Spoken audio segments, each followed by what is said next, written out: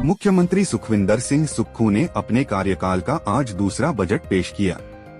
लोकसभा चुनाव से पहले पेश किए गए इस बजट में मुख्यमंत्री ने प्रदेश की ग्रामीण अर्थव्यवस्था को मजबूत करने की तरफ फोकस किया है। कर्मचारियों और पेंशनरों के हित में भी कुछ ऐलान किए गए हैं। बजट में कृषि, स्वास्थ्य, शिक्षा, खेल क्षेत्र में भी मजबूती देने के लिए कई नई योजनाओं का ऐलान किया है।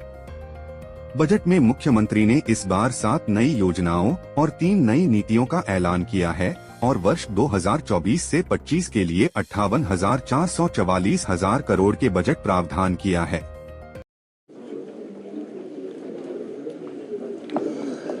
ये बजट व्यवस्था परिवर्तन से आत्मनिर्भर हिमाचल की को रेखांकित करते हुए प्रकट किया गया है। हमारा प्रयास है कि प्रदेश की ग्रामीण अर्थव्यवस्था को मजबूत किया जाए। प्रदेश की ग्रामीण अर्थव्यवस्था पर पिछले कई सालों से ध्यान नहीं दिया गया। जो हमारे प्रदेश में कृषि पर आधारित 69% के करीब अपना जीवन यापन निर्वाह करते हैं,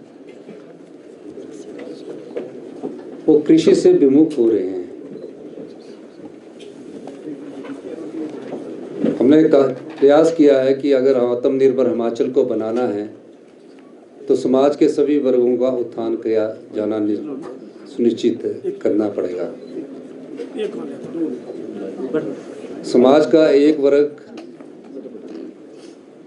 संसाधन से भरा पड़ा हो और दूसरे वर्ग की कोई पूछ ना हो तो समाज कोई भी तरक्की नहीं कर सकता। इसलिए हमने समाज के सभी वर्गों को टच किया और अपनी अर्थव्यवस्था को मजबूत करने के लिए नियमों में परिवर्तन किया, अर्थव्यवस्था में कानूनों में परिवर्तन किया और एक मजबूत अर्थव्यवस्था की नींव हमने रखी है।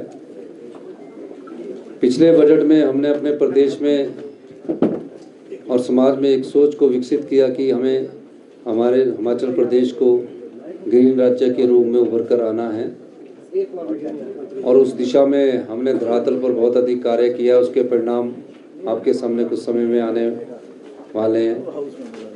इसमें हमने ग्रामीण अर्थव्यवस्था में कृषि को महत्व दिया है। पूरे देश में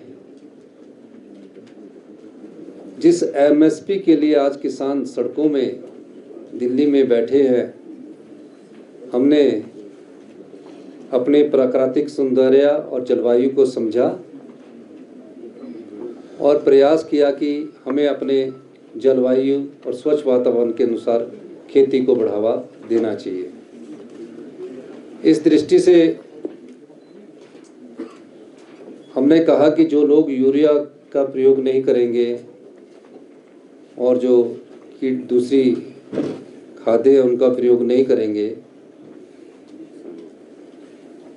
रासायनिक खादों का प्रयोग नहीं करेंगे, जहर मुक्त खादों का जो प्रयोग करेंगे, उसमें हमने 2 चीज़ों को लिया। हमारे यहाँ गेहूँ होती है और मक्का होती है और शिमला में बागवान हमारे होते हैं और हमने गेहूं का पहली बार प्रदेश के इतिहास में 40 रुपया मिनिमम सपोर्ट प्राइस को घोषित किया है गेहूं की, और मक्का के गेहूं के भी मिनिमम सपोर्ट प्राइस को 30 रुपये घोषित किया गया।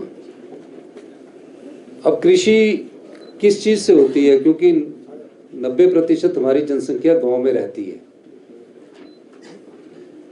तो हमने देखा कि कृषि का एक अंग पशुपालन भी है और किस प्रकार प्राकृतिक खेती में जाना है तो उसके लिए गोबर की जरूरत होती है।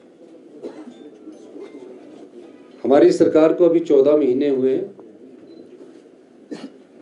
और 14 महीने में हमने गाय के दूध में 13 रुपए की वृद्धि की,